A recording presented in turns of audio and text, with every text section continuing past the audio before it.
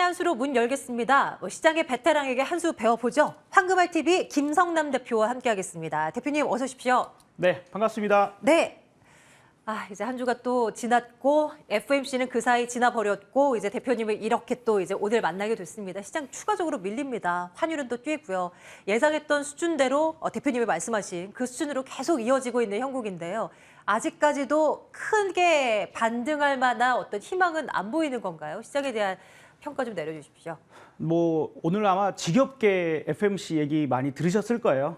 그 얘기를 반복할 필요는 없을 것 같고 지난주에 제가 여러분들 다음 주 이제 목요일 날 다시 뵙게 되는데 이 이벤트가 지난 직후에 결과물을 보고 우리가 얘기를 해야 되겠습니다라고 얘기를 했죠.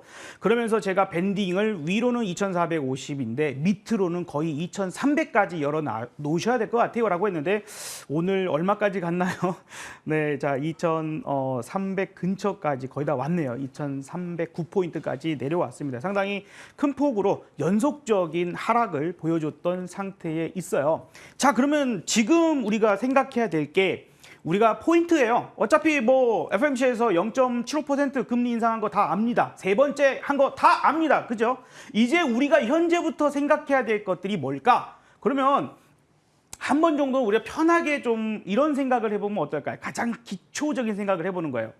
결국에 세상에서 자연의 법칙을 따르면서 가장 똑똑한 것이 움직이는 대로 우리는 보면 됩니다. 한번 우리 박소영께 한번 여쭤보고 싶어요. 세상에서 자연의 법칙을 따르면서 가장 똑똑하다라고 생각되는 게 있다면 혹시 어떤 거라고 생각하세요? 글쎄요. 제가 어떤 답을 해야지 정답이 되는 걸까요? 사람이 아닐 수 있습니다.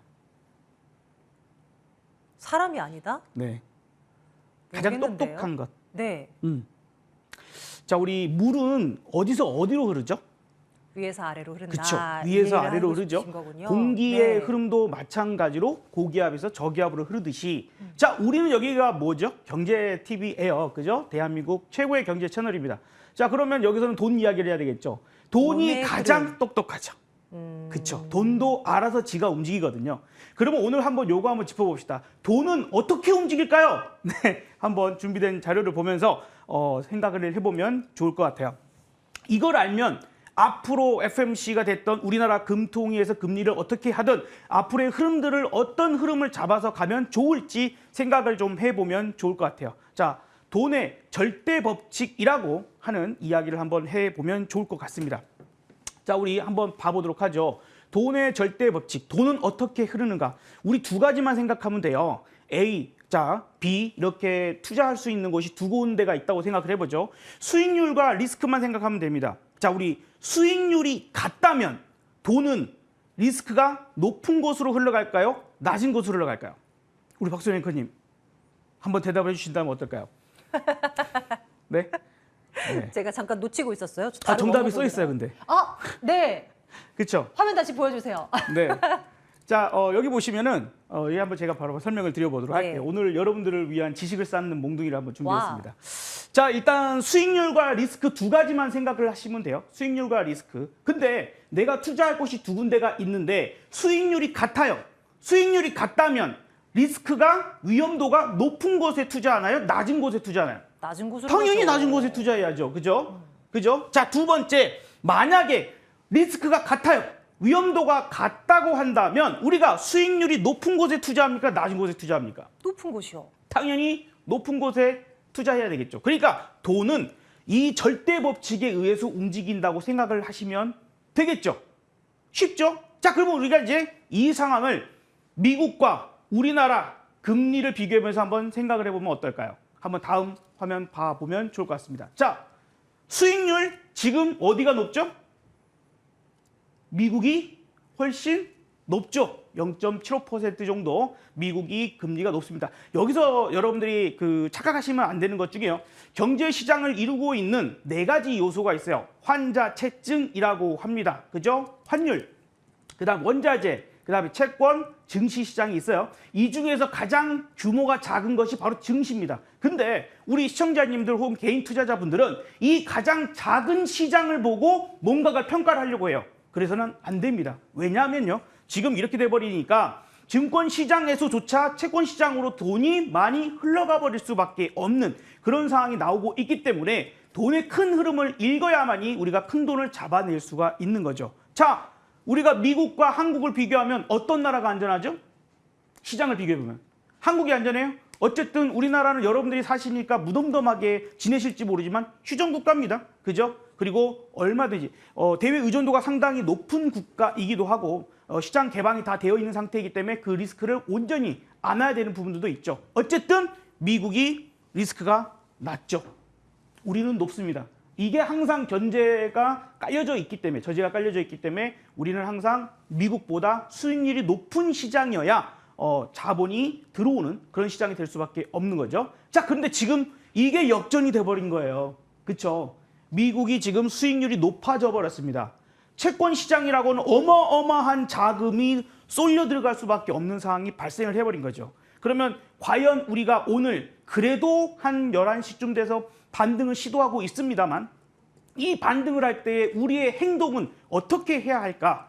이제 저점 잡혔으니까 이제 올라갈 거니까 주식을 왕창 사면 좋을까요? 아니면 파생 여러분들 매매 지금 사실은 지금 같은 시장에서는 파생 매매도 같이 병행해 주는 게 매우 좋습니다. 상당히 좋아요. 그런 해지 부분들이든 아니면 수익을 위해서든 같이 병행해 주는 게 좋은데 그럼 지금 콜 잡으면 좋을까요? 그건 좀 아닌 것 같아요. 자, 그래서 우리가 돈의 흐름들을 다시 한번 생각을 해본다라면 한 번 정도 생각해 볼 필요들이 있죠. 그러면 이제 우리가 다시 그러면 미국보다 다시 수익률이 높아지면 되는 거 아니냐라고 생각할 수 있겠죠. 그럼 우리나라 금통위가 언제 있죠? 10월 12일쯤에 있습니다. 그렇죠? 변경이 되지 않는다면 그쯤 있을 텐데 그때 과연 그러면 우리가 미국과 금리 차이를 만들어지고 있는 75bp만큼 한 방에 올릴 수 있을까요? 우리 한국은행 이총재께서 원래는 이전에 말씀하실 때 0.25%씩 차근차근 올리겠다라고 얘기하신 적이 있는데 이게 우리도 빅스텝을 감행을 했지 않습니까? 그래서 이번에는 아마도 미국의 상황을 계속해서 눈여겨봐야 되겠지만 우리도 베이비 스텝 갖고는 안 될 거야. 그렇다고 해서 우리도 자이언트 스텝 갈 수 있을까요? 뱁새가 황새 따라가다가 가랭이 찢어진다는 얘기 많이 들으셨죠? 한국 상황에서 혹은 가계부채 뭐 여러 가지 리스크가 있는 그런 얘기들 많이 하지 않습니까? 경기 침체 상황들을 어떻게 맞이해야 될까요? 등등등. 지금 환율 상황도 문제가 있긴 하지만 그래도 아마도 쉽지 않을 겁니다. 그러니까 우리는 다음 금통위에서 미국의 어떤 금리 상황을 역전시키기는 어렵겠죠. 그렇죠? 자, 그러면 그 다음 FOMC가 또 있습니다. 11월 2일 날 있을 겁니다. 금세 또 미국은 어때요? 오늘 시장이 충격을 주는 가장 큰 이유 중에 한 가지는요. 어젯밤에 미국이 0.75% 금리를 인상했기 때문이 아니라 앞으로도 금리 인상을 속도 조절을 못하고 빠르게 세게 해야 되겠구나라고 그렇게 얘기가 나왔기 때문이죠. 제가 여러분들한테 계속 이 자리에 나와서 말씀드렸던 것 중에 하나, 파월 의장의 입에서 뭐라고 했나요? 여러분 죄송하지만 힘들 겁니다. 준비하세요. 각오하세요라는 얘기를 했다라는 거. 그래서 지금 우리가 마냥 많이 빠지면 저점 잡히겠지? 이렇게만 생각할 건 아닌 것 같아요. 그러니까 미국은 또다시 11월에 금리 인상을 또 감행할 거고 그러면 우리나라도 마찬가지로 11월 24일인가요? 그때쯤에 또 금통위가 있습니다. 그리고 우리는 12월엔 금리 결정이 없어요. 그렇게 놓고 보면 그때 또 역전할 수 있을까요? 그때 정말 뭐라 그럴까요? 뼈를 깎는 그런 결정을 하지 않고서는 힘들 겁니다. 그러니까 앞서서 설명드렸던 것처럼 우리가 돈의 흐름들을 가만히 생각해 본다면 지금 현재 쉽게 한국 시장으로의 돈이 쭉쭉쭉쭉쭉 들어올 수 있는 상황은 일단은 결코 아닌 것 같죠. 아마도 내년 정도, 내년 상반기 어느 날 정도의 역전을 다시 시키거나 동점이 되거나 뭐 이런 부분들일 것 같습니다. 일단 점도표 얘기도 많이 들으셨을 겁니다. 올해까지 4.4% 정도, 내년까지 4.6%의 금리 인상을 감행한다라고 봤을 때 우리나라가 거기까지 같이 쫓아갈 수 있을까? 어쨌든 속도의 문제도 있거든요. 그래서 한동안 상당히 어려울 수 있는 부분들이고 그 다음에 환율이 잠깐 조금 자막에 나가고 있습니다. 왜 추가 상승 가능성이 높을까요? 지금 애초에 환율이 원화가 약세가 되고 있는 이유가 뭐예요?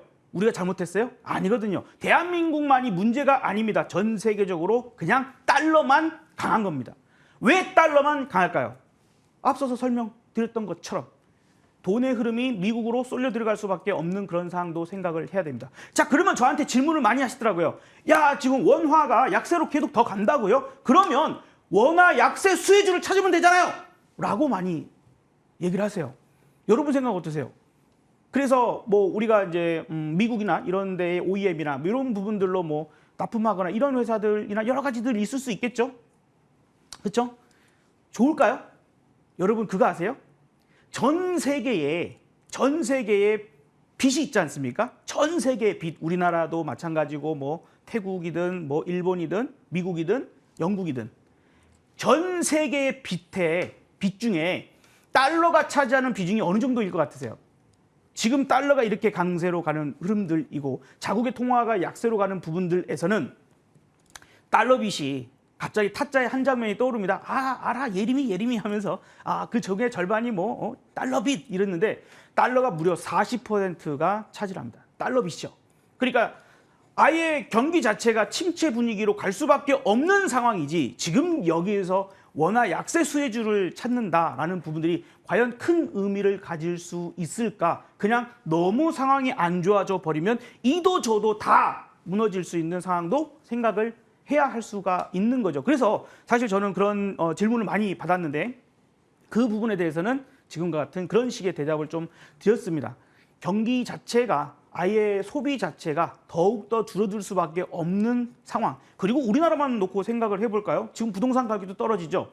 부동산 가격이 막 올라가면요. 내가 돈을 아직 벌지 않았음에도 불구하고 현금화 시키지 않았는데도 괜히 기분이 좋아서 삼겹살 먹을 거 소고기 사 먹습니다. 근데 지금은 어때요? 그렇지 않은 것 같습니다. 그렇죠? 그리고 앞으로 부동산의 주요 고객이 되어 주어야 할 4050 역시 B2 영끌에서 벗어날 수 없고 그보다 더 심각한 2030은 어때요? 미래가 저당 잡혔다고 얘기하죠. 그러니 증시 상황도 마찬가지로 지금의 어떤 개인들의 엄청난 매수세, 사실 2021년 초반만 하더라도 개인들이 매수해서 끌어올리는 시장도 있었습니다. 근데 지금은 거의 불가능에 가깝죠. 자, 그러면 저는 이제 요걸 한번 말씀을 드려보고 싶어요. 지금 보실 차트는 마켓 파워라는 시스템입니다. 마켓 파워라는 시스템인데 오늘 아침에 이런 현상이 있었어요. 요거는 이제 주로 파생 매매를 하실 때 유용하게 쓸 수 있는 지표입니다. 지수를 예측해 볼 수 있는 지표인데 짧은 구간에 예측이 가능합니다. 자, 하루 종일 보는 게 아니고 내일 예측하는 시스템은 아닙니다. 아침에 우리가 이 센터 값이라고 하는 게 현재의 값을 알려준다고 생각하면 돼요. 현재의 힘이 얼마나 되는가. 자, 그리고 세력 지수라고 하는 것은 세력의 개입 정도가 어느 정도 개입이 되어 있어서 현 시장을 오락내락하게 만들고 있는가. 약간의 내비게이션 같은 역할을 하기도 합니다. 항상은 아니지만 말이죠. 근데 오늘 아침에 무슨 현상이 있었냐면 개파락에서 더 밀려요. 그러니까 센터 값이라고 하는 건 더 밀릴 수밖에 없습니다. 현재의 힘을 강도를 알려주는 거기 때문에 밀리고 있는데 세력 개입 지수가 안 빠지고 더 올라가는 거예요. 그러니까 어떤 부분이냐면 지금 시장은 우리 편이 아닌 세력이, 우리 편이 아닌, 그죠? 개인들에게 결코 도움이 되지 않는 그런 세력이 지금 현재 억지로 시장 빠지는 것을 막고 있었다라고 저는 해석을 합니다. 아니나 다를까 조금 반등하는 척, 안 빠진 척 하다가 코스닥 우르르 무너지는 게 장중에 좀 더 나왔었죠. 그리고 나서 지금은 좀 반등을 하고 있는 그러한 상황인데 그래서 아침보다는 상당히 많이 개선되어 있는 상황도 볼 수가 있습니다. 자, 그런데 전체적인 분위기가 아직 좋지 않네요. 그렇죠? 전체적인 상승비가 코스피는 22%밖에 되지 않고 코스닥도 19%밖에 올라가는 종목이 그만큼 없다는 얘기입니다. 자, 그러면 오늘 뭐 나름대로 이제 지난주에 제가 상방 하방의 밴딩을 정해드려서 어느 정도 적중을 했지 않습니까? 오늘도 한번 얘기를 드려보기는 할게요. 일단은 우리가 시장의 의도, 그러니까 방금 전에 왜 그걸 보여드리면서 그런 얘기를 했느냐. 세력이라고 표현할 만한 그들의 의도가 과연 무엇일까? 그거는 오늘 시장의 충격을 더 크게 줄 수 있는 것을 조금 속도 조절을 하면서 시장에서 나가 떨어지거나 포기하는 개인들을 방지하고자, 막고자 그런 액션을 취한 게 아닌가 생각이 들어요. 그래서 우리가 그 가마솥에 있는 개구리 이야기 아시죠? 온도가 천천히 올라가면 나도 모르게 삶아 죽는 그런 상황도 지금 대비를 하셔야 되지 않을까. 너무 부정적인 얘기만 하나요? 어쨌든 지난주에도 그렇게 얘기했는데 적중을 했거든요. 그 지난주에도 얘기했는데 또 적중했거든요. 자, 그래서 저도 제 이야기가 이번에는 좀 틀렸으면 좋겠습니다. 전 저점이 한 번 정도 이탈이 나오면 투매가 발생할 가능성이 높아집니다. 이 투매에 대한 정의를 잘 모르시는 분들이 상당히 많은데 오늘은 시간이 없어서 여기까지만 말씀을 드리도록 하고, 투매 나오면 되려 겁먹을 게 아니라 저점 매수를 매우 강력하게 매수를 할 생각을 하셔야 됩니다. 그게 보통 언제 많이 일어나냐면 전 저점이 깨질 때, 코스피 같으면 7월 4일 저점이 깨질 때, 그 대표적인 주식이 어떤 거죠? 삼성전자처럼 이미 먼저 앞날을 알려주는 상황이라고 생각됩니다. 이 저점을 지금 훨씬 이전부터 깨고 내려가고 있는 상황이잖아요. 얘는 지금 이 시장이 좋지 않고 더 떨어질 수도 있다는 것을 알려주고 있는 겁니다. 바로 삼성전자가 말이죠. 그러면 삼성전자만 그렇습니까? 그렇지 않거든요. 오늘 드디어 SK하이닉스 역시 오늘 그 저점을 이탈시키는 그러한 모습을 보여주고 있어요. 그렇죠? 그래서 이제는 오히려 겁먹기보다 저점 매수를, 오늘은 아닙니다. 투매가 나오는 걸 좀 확인을 해야 돼요. 자, 그래서 그 부분이 나온다면 오히려 강력하게 무슨 주식을 살까를 고민하고 있는 게 낫지. 아이고야, 시장 빠져서 이거 어떻게 하냐, 이제 어떻게 하냐, 큰일 났다, 나 이제 못 살겠다, 원매 이제 한강 가야 될까, 어째야 될까, 그런 생각하는 게 아니라 정신 단디 차리고 오히려 뭘 사야 좋을까, 가장 탄력 있게 올라올 수 있는 종목은 뭘까를 고민하는 게 좋습니다. 가장 강력한 힌트 중에 한 가지는 지수 연관 대형주 하나는 한 가지 정도는 꼭 편입하시길 바랍니다. 왜냐하면 지수를 강력하게 먼저는 땡길 테니까요. 거기에서 연관이 될 수 있는 종목 한 가지는 보고, 또한 두 번째, 아직은 떨어질 수 있는 가능성이 있는 상태이니까 여기서 지수가 더 떨어진다 하더라도 많이 안 밀릴 수 있는 종목도 필요합니다. 뭐 오늘 같으면 태조이방원 나쁘지 않았거든요. 그렇죠? 그 다음에 지금 러시아가 전쟁을 더욱더 확전시키거나 과감하게 하려고 하다 보니까 에너지랄지 식량이랄지 이런 부분들이 또 올라가지 않습니까? 이런 부분들에서 찾는 거예요. 그러면 조금은 좀 힌트가 되지 않을까 생각이 들어서 그 정도 말씀을 드려보도록 하겠습니다. 네, 그러면 이제 제가 드릴 수 있는 질문은 딱 하나인데요.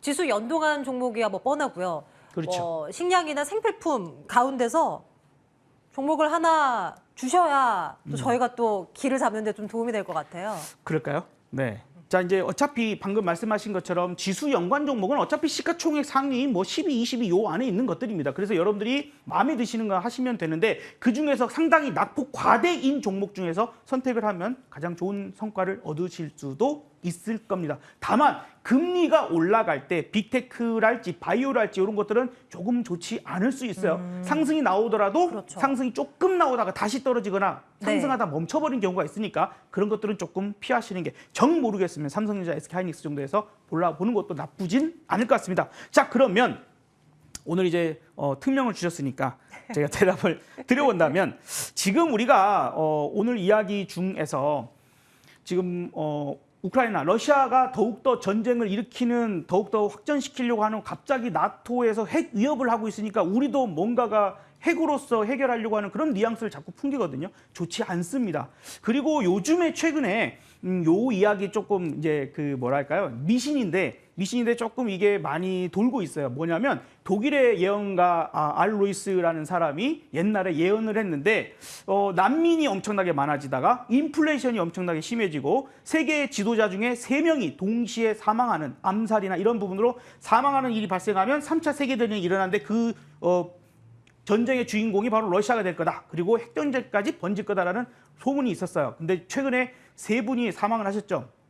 아베 전 총리는 암살일, 그리고 이제 고르바초프, 요 분은 냉전을 종식하는 데 상당한 역할을 하셨던 분이고, 엘리자베스 여왕, 그죠? 유럽을 그래도 끝까지 보듬고 계셨던 분이었던 것 같습니다. 어쨌든 그러다 보니까 흉흉한 소문까지 도는데, 일단은 지나가고 있는 현재 현상을 볼 때에 상당히 전쟁에 대한 부분들이나 인플레이션 부분들이 쉽게 해결되지 않을 것 같아. 그러면 어떨까요? 아까 말씀드렸다시피 수혜주를 찾기보다는 오히려 소비가 많이 죽을 수 있어. 근데 그렇다 하더라도 이건 포기 못해.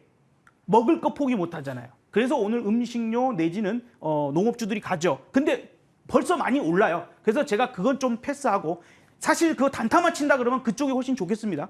근데 이제 조금은 제가 일주일 정도의 흐름들을 봐야 될 때는 오늘은 우리 생존에 관련된 종목 중에서 생필품, LG 생활건강, 우리 뭐 샴푸, 비누부터 시작해서 많은 것들이 있지 않습니까? 화장품이 조금 지지부진했어요. 뭐 코로나 때문에 또 마스크를 쓰기 때문에 여러 가지 부분들로 지지부진했으나 최근에 화장품주들이 한 번 정도 강세를 만들어내기는 했죠. 왜 그럴까요?